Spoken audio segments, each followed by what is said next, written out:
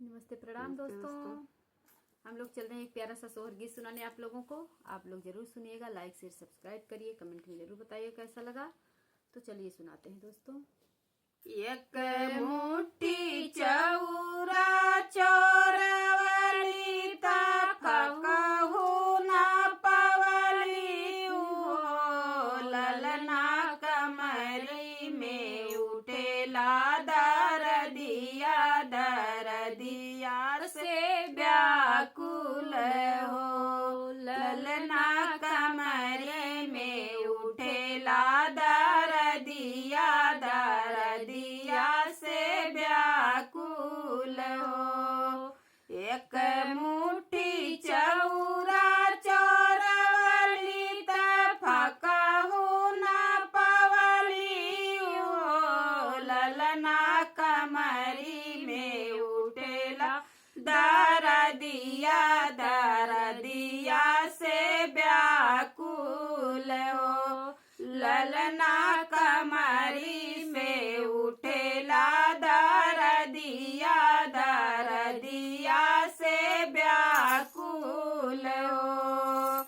मचिया बैठल तू सासु सर भगुनाया गरी हो, सासु सूती ना हमर अपना गोड़वरिया दरदिया से व्याकुल हो, सासु सूती ना अपने गोड़वरिया दरदिया से व्याकुल हो।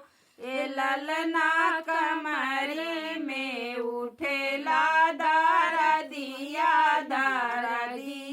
से व्याकुल हो। मोरे गोड़वरिया जगह नइखे आवरो ससुरु बाट, आवरो ससुरु बाट हो, बहुअरी चली जाना गोतीन गोड़वरिया उहाए दुख हरियाली हो, बहुअरी चली जाना गोतीन गोड़वरिया उहाई दुख हरिहाई हो। ललना कमरे में उठेला दरदिया से व्याकुल हो।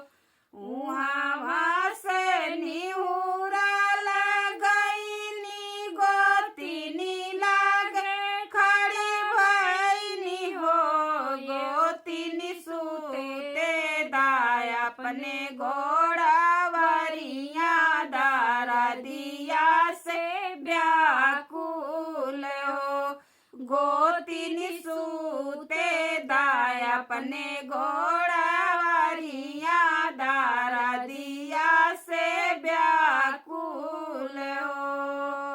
ए ललना कमरा में उठेला दरदिया से व्याकुल हो।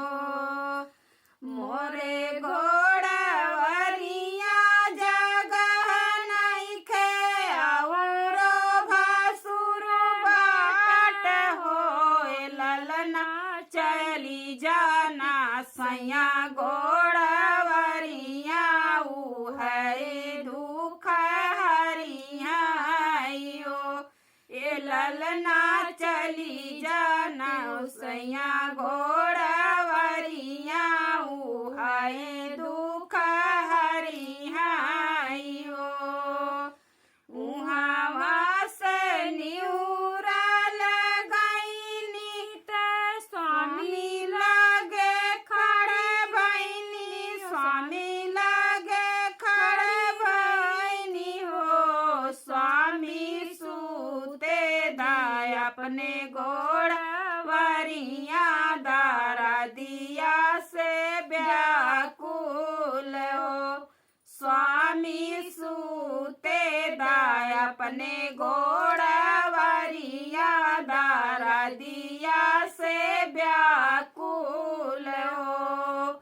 मोरे गोड़वरिया जगह नइखे औरो संगतिया बाटे औरो संगतिया बाट हो।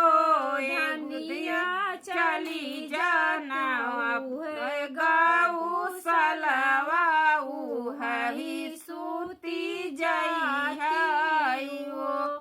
ए धनिया चली जाना उहे गऊ सलवा उहरी सूती जाई हो।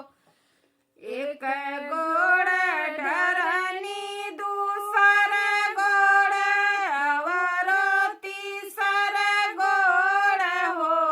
ललना जनने गईन बबुआ नंदलाल महलिया उठ सोहर हो। ए ललना जनमी गईन बबुआ नंदलाल महलिया उठ सोहर हो। एक मुट्ठी चौरा चोरवली ता फकहू न पवली हो। ललना कमरी में उठेला दरदिया से व्याकुल हो। ललना कमरी में उठेला दरदिया से व्याकुल